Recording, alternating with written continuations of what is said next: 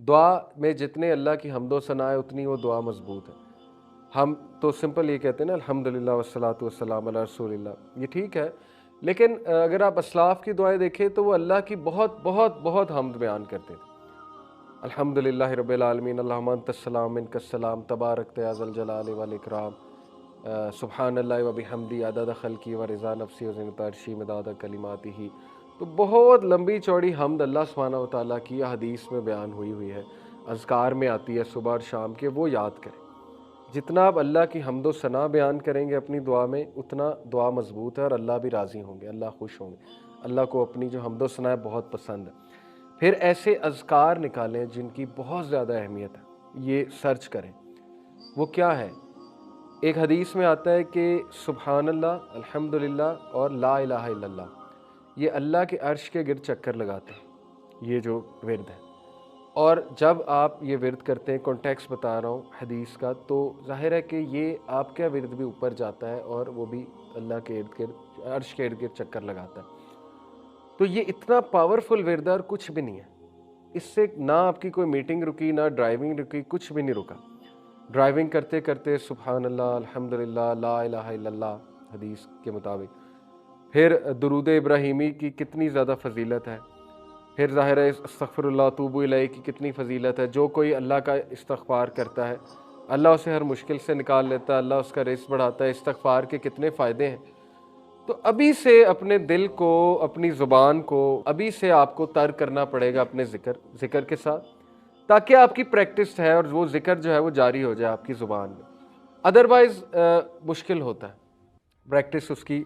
हम नहीं चाहते कि रमज़ान में वो प्रैक्टिस करें, ये मिस्टेक है। ज़्यादातर लोग रमज़ान को as a month of practice लेते हैं, जबकि उससे पहले प्रैक्टिस है, उस मंथ में असल में अमल है, और वो अमल आपको नेक्स्ट 11 मंथ्स में बहुत ज़्यादा फ़ायदा देगा। बहुत से लोग इस चीज़ का वेट कर रहे होते हैं कि यार नमाज मैं अभी नहीं शुरू करूँगा, रमज़ान आने दो, रमज़ान में 5 वक्त शुरू कर दूँगा, सुन्नतें भी अदा करना शुरू कर दूँगा।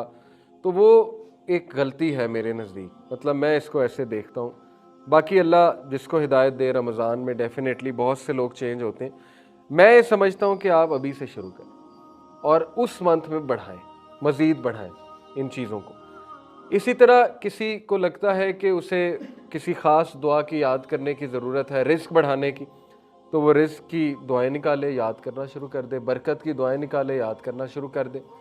बहुत सी दुआएं, हिस्नुल मुस्लिम एक दुआ की किताब है, तो ये अभी से याद करें और मखसूस दुआओं का एक पैकेज बनाएं, पूरा प्रिपेयर करें कि जी ये इफ्तारी से पहले मैं ये दुआएं करूँगा, क्योंकि इफ्तार से पहले रसूलुल्लाह सल्लल्लाहु अलैहि वसल्लम ने फरमाया कि रोज़ेदार की दुआ कबूल होती, पक्की बात है।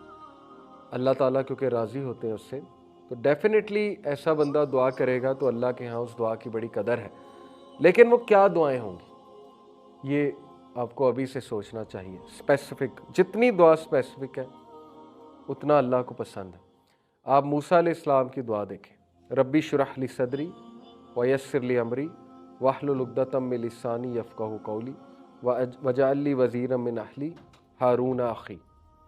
इतना स्पेसिफिक कि नाम तक पता है मुझे कौन बंदा चाहिए वज़ीर, हारून। हमारी दुआएं स्पेसिफिक तो नहीं होती, जनरल होती हैं, अल्लाह नेक बना दे, नेक बना दे, ये दुआ होती। ठीक है, अच्छी दुआ है, लेकिन बी स्पेसिफाई, किस किस्म का नेक बना दे, कितना नेक बना दे, किस लेवल का नेक बना दे। जितना अल्लाह से स्पेसिफिक होंगे उतना आपकी सीरियसनेस शो हो रही है। ठीक है ना। हज़रत मूसा को पता था कि मुझे क्या चाहिए, मेरा सीना खोल दे, मिशन के लिए ये चीज़ चाहिए उन्हें। फिर मेरी ज़बान जो है उसमें रवानगी पैदा कर दे, उसमें लुकनत है, उसमें रवानगी पैदा कर दे, और मेरे लिए आसानी पैदा कर दे जो टास्क मैं करने चाह रहा हूँ, और मेरा एक वज़ीर मुकर्रर कर दे, और वो वज़ीर हो कौन, वो हारून हो, कौन, मेरा भाई हो। तो ये दुआ का फ़लसफ़ा है।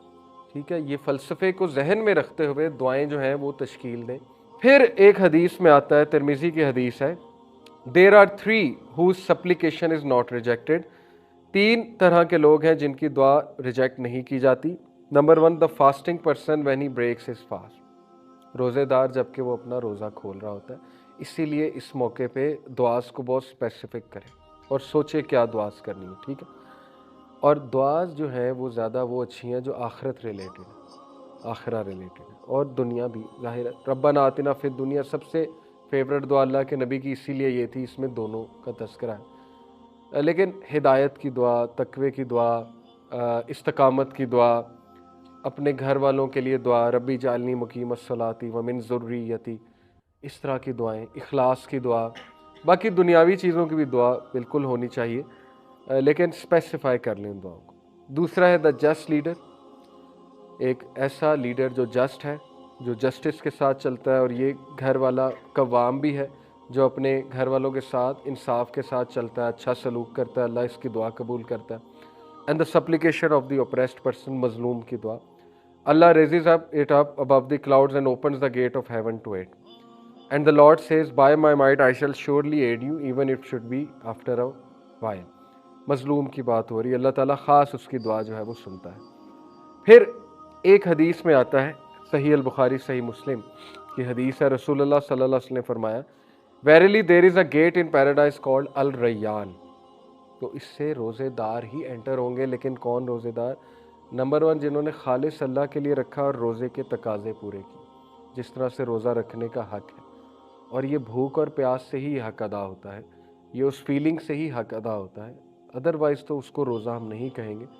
या एक बंदा रोज़ा रख रहा है, नमाज ही ना पढ़े, बैक बाइटिंग भी जारी है, फजूल अमाल भी जारी है, तो वो भी फिर रोज़े के उसमें काउंट नहीं होगा।